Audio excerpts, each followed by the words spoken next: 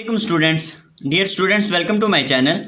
Students, this video is about to the log-kill hypothesis. I have made a graphical presentation to show the relationship of the tumor cell burden to time with or without use of the cancer chemotherapy. Now I am going to explain this presentation. So let's start. The killing of the tumor cell by use of anti-cancer drugs follows the first order kinetics.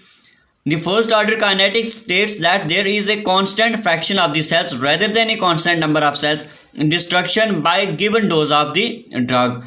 So the term log kill is used to describe this phenomena. In this way, the definition of the log kill hypothesis is that it is the phenomena that describes the relationship of the tumor cell burden to the time of diagnosis, symptoms, treatments, and the survival. Here is the graph describing this tumor cell burden and the time of the diagnosis, symptoms, treatments, and the survival. This graph shows that the tumor cell burden or the log scale is along the y-axis and the time is on the x-axis. The curves in this graph represents the relationship of the tumor cell number to the time of the diagnosis, symptoms, treatments, and the survival. Now first look at this dotted line curve. You can see this curve with time bent to the x-axis to showing that with time the tumor cell burden decreases.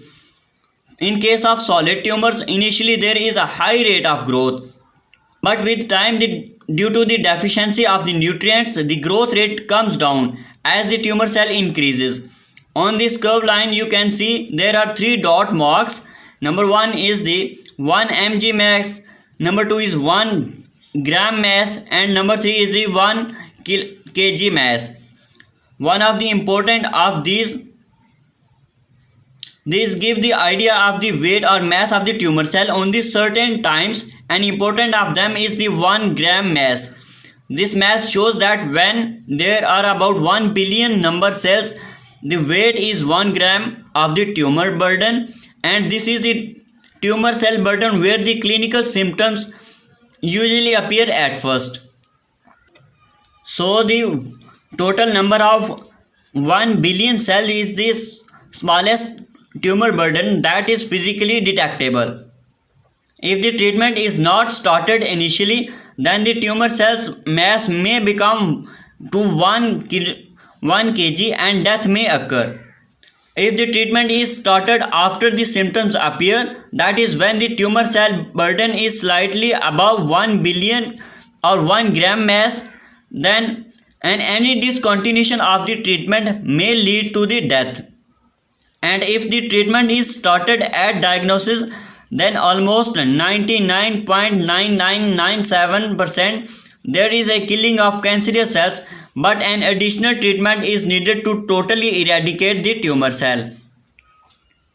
The tumor cell burden is reduced by the cancer chemotherapies. These curves, you can see, these curved lines indicate the curative and palliative chemotherapies. This curved line states that treatment of the cancer cell through surgery, radiations. This cancer chemotherapy initially reduces the tumor burden, but treatment of the acute micrometastasis is continued even after the clinical symptoms of the cancer have disappeared. This therapy is useful in case of solid tumors such as testicular carcinoma. Now looking on this zigzag curve, you can see this also describes the relations of the tumor cell burden with time when we apply or administer the chemotherapeutic drugs. In this curative therapy, the combination of the drug is used that reduces the chance of the drug resistance, and if we care in the chemotherapy treatment, we can win the life against tumor cells or the cancer. We do this type of chemotherapy in disseminated cancers such as leukemia.